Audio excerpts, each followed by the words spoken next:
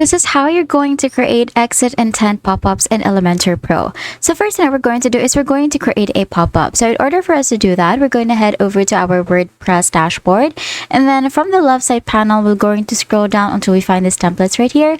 You're just going to click on that. And then from the menu that appears, you're going to click on pop-ups. Now from the pop-ups page, you can click create a new pop-up that you want. You can just click on add new template right here.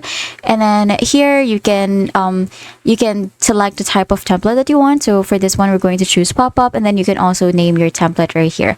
Now, if you already have your pop-up template, you can just click on that and then hit on edit.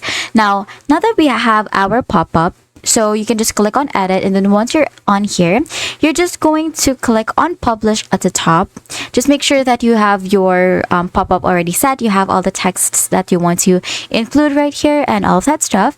Now, once you're done editing all of this, just click on publish at the top right corner of the screen. And then from here, we're going to click on triggers. So the triggers are the actions that the user needs to do for the pop-up to open. So in order for us to create exit intent pop-ups in Elementor Pro, we're just going to scroll down until we find this on page exit intent, and then we're going to toggle this on by clicking on this toggle right here until it turns to yes. Now from there, we're just going to click on save and close or hit on next, and then from here we can also set advanced rules if you want, and then just click on save and close. And after that, your pop-up will be published with the exit intent pop-up, and it's it.